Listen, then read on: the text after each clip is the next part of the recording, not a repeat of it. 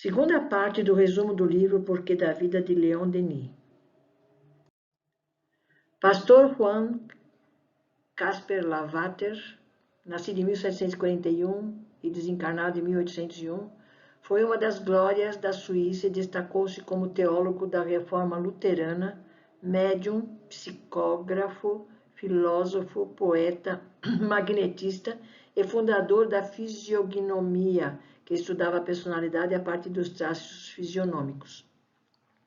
Goethe desfrutou da amizade desse grande homem, que enviou várias mensagens à imperatriz da Rússia, Maria Feodorovna, mensagens estas por ele mesmo psicografadas e que foram analisadas e divulgadas por Allan Kardec na revista Espírita de 1868.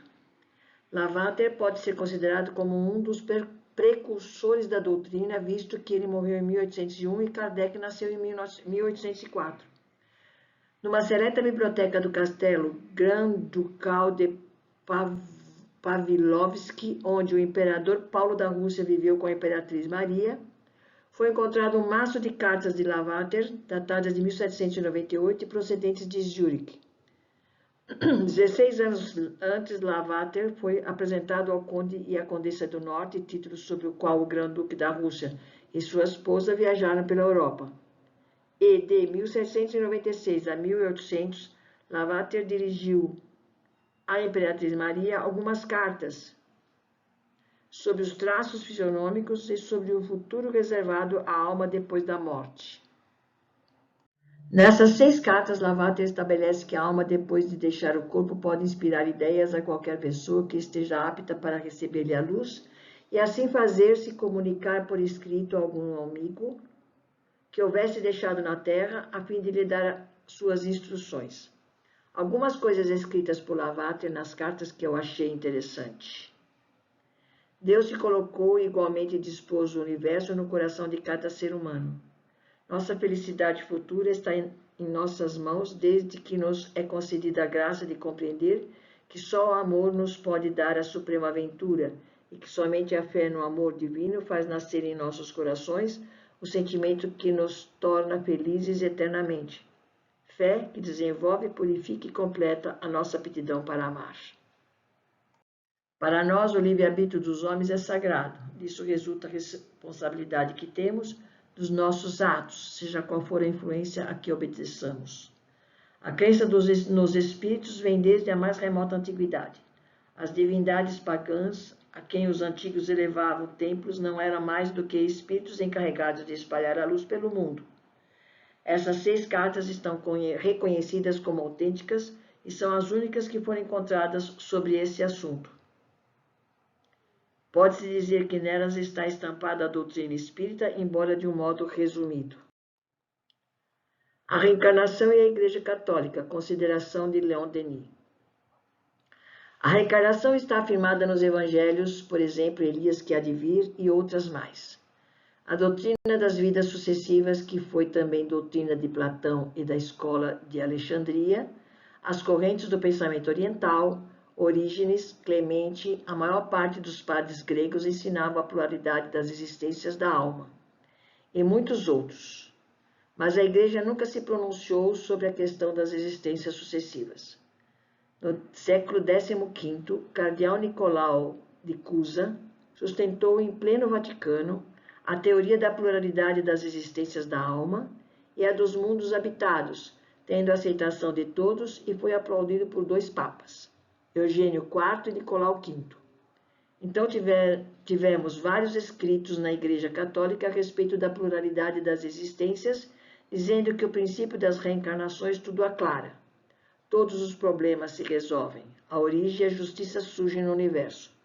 A vida toma caráter mais nobre e mais elevado, mas teve um padre, Kolbe, que contradisse tudo e ainda disse: como pode conciliar com a justiça e a bondade de Deus a situação dos que nascem mortos, dos condenados a sofrer desde o berço, etc. Diz ainda: com essa doutrina Deus está desarmado diante do mal. O culpado, em lugar de se emendar, se obstinará no mal e cada vez mais se atolará nele. O recurso maior, o refúgio supremo usado pelo padre Kolbe, foi sempre a teoria do inferno. Padre Kolbe acreditava na teoria das penas eternas, o que Leon Denis explica que a palavra hebreia que se traduziu por eterno não significa sem fim, mas de longa duração. O padre Manesch escreveu para a Revue de Jeune que o espiritismo leva à desintegração das faculdades mentais. No meio de tantas obscuridades acumuladas pela Igreja do decurso dos séculos, não é de se admirar que a pobre humanidade se tenha extraviado e erre, sem bússola, à mercê das tempestades da paixão, da dúvida, do desespero. O Espiritismo não nos revela somente as leis profundas desse mundo invisível, mas nos mostra por toda parte a ordem e a justiça do universo. Estabelece as responsabilidades da consciência humana e a certeza das aprovações divinas. Então, Leon Denis fez um resumo sobre a Igreja Católica Romana. Malgrado as suas manchas e sombras, é bela e grande a história da Igreja, com a sua longa série de santos, de doutores, de mártires. Nas épocas de barbárie, foi ela o asilo do pensamento e das artes e, por séculos, a educadora do mundo. Ainda hoje, suas instituições de beneficência cobrem a terra, mas a obra da Igreja teria sido incomparavelmente mais bela, mais eficaz, se ela houvesse sempre ensinado a verdade em toda a sua plenitude, se houvesse feito luz completa sobre o destino humano, mostrado a todos o fim nobre, ainda que distante, das nossas existências. Se a Igreja tivesse sido honesta quanto aos ensinamentos reais das leis de justiça e de responsabilidade, não veríamos a indiferença, a descrença, o materialismo se espalharem, produzindo por toda parte suas devastações. Se ela tivesse ensinado a comunhão íntima dos dois mundos e a certeza do encontro no além daqueles que se amaram, não veríamos tantas revoltas contra Deus, tantos desesperos e suicídios. Não veríamos as paixões, as cobiças, as fúrias se desencadearem à nossa volta. A história Giovanna. Este é um delicioso romance escrito por Leon Denis, a mais importante figura do movimento espírita francês depois de Allan Kardec. Interessado em difundir a doutrina espírita entre o grande público, Denis criou uma fascinante história de amor e espiritualidade, que consegue ser didática sem perder o encanto do texto literário e o interesse de uma trama bem elaborada. Essa história se passa na Itália. No início da história, as paisagens são descritas de uma forma linda e poética. Giovanna, jovem órfã, criada pela tia doente e pela empregada idosa, se dedicava a cuidar das pessoas carentes e doentes.